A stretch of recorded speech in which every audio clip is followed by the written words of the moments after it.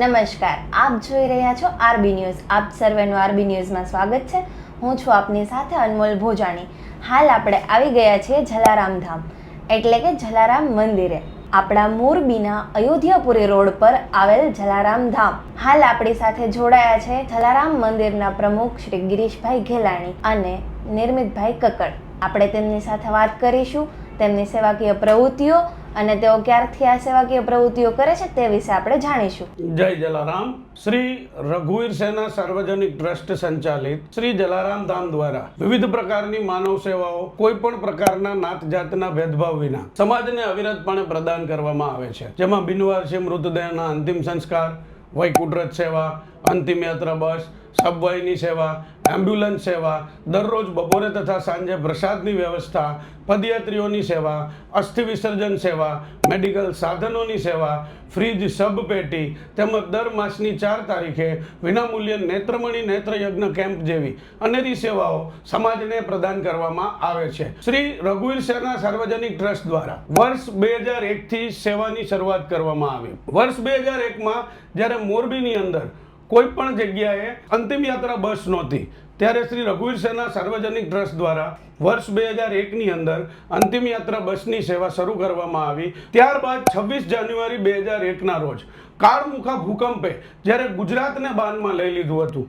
અને હજારો લોકોએ પોતાના પ્રાણ તેમાં ગુમાવ્યા હતા, ત્યારે શ્રી રઘુવીર સેના સાર્વજનિક ટ્રસ્ટ દ્વારા લોકોના સ્થળાંતરની વ્યવસ્થા, રહેવાની વ્યવસ્થા, જમવાની વ્યવસ્થા તેમજ મૃતદેહોને અંતિમ સંસ્કાર સહિતની વ્યવસ્થા રઘુવીર સેના સાર્વજનિક ટ્રસ્ટ દ્વારા કરવામાં આવી. વર્ષ 2008ની અંદર જલારામ ધામની સ્થાપના કરવામાં આવી અને જલારામ બાપાના નામથી, જલારામ બાપાની કૃપા અને જલારામ બાપાના આશીર્વાદથી વિવિધ પ્રકારની સેવાકીય પ્રવૃત્તિઓ જલારામ ધામના માધ્યમથી શરૂ કરવામાં આવી. દરરોજ બપોરે તથા સાંજે લોકોની જઠરાગ્નિ તૃપ્ત કરવાનો અનેરો સેવા યજ્ઞ ચલાવવામાં આવે છે. તે ઉપરાંત કોઈ પણ પ્રકારની કુદરતી આપત્તિ કે માનવ સર્જિત આપત્તિ હોય તો જલારામ ધામ દ્વારા સમાજના દરેક વર્ગના લોકોને ભોજન પૂરું પાડવાની વ્યવસ્થા સહિતની વિવિધ વ્યવસ્થાઓ પૂરી પાડવામાં આવે છે. કોરોનાની મહામારી દરમિયાન પણ લોકડાઉનની અંદર મોરબી તેમજ આસપાસના વિસ્તારના લોકો માટે 1 લાખથી વધુ ફૂડ પેકેટનું વિતરણ, નેબ્યુલાઇઝરનું વિતરણ, આયુર્વેદિક દવાઓનું વિતરણ તેમજ વિનામૂલ્યે એમ્બ્યુલન્સ સેવા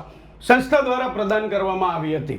જ્યારે કોરોનાએ આખા વિશ્વને બાનમાં લીધું હતું ત્યારે મોરબીનું જલારામ ધામ એક દિવસ પણ બંધ નથી રહ્યું અને પૂજ્ય જલારામ બાપાની કૃપાથી મોરબી જલારામ ધામના કાર્યકર્તાઓ અને સેવકોને કોરોના સ્પર્શી પણ શક્યો નથી. એ પૂજ્ય બાપાનો આપણે પરચો કહી શકીએ. જલારામ ધામના આગેવાનોની એક ખાસિયત છે, જલારામ ધામના અગ્રણીઓ ક્યારેય પણ પોંચબુક લઈને બહાર ફાળો કરવા નીકળતા નથી તેમજ કોઈ પણ પાસેથી ફંડ જે છે એ બળજબરીથી ફંડ લેવા માટેનું પ્રેરિત કરતા નથી. એ જલારામ ધામની ખાસિયત રહી છે. લોકોના સહકારથી તેમજ સહયોગીઓના સહયોગથી આ સેવા કાર્ય ચાલે છે. જેને કોઈ પણ પ્રકારની સેવા કાર્યની અંદર સહયોગ અર્પણ કરવો હોય તે જલારામ ધામ ખાતે આવીને જ સેવા અર્પણ કરી શકે છે. તો આપણે જોયું કે મોરબીનું જલારામ ધામ ઘણી બધી સેવાઓ તેમજ સેવાકીય પ્રવૃત્તિઓ ઘણા સમયથી કરે છે. તો આવા જ સમાચાર સાંભળવા માટે અમારા આરબી ન્યૂઝને ફોલો કરો અને હું હતી આપની સાથે અનમોલ ભોજાણી.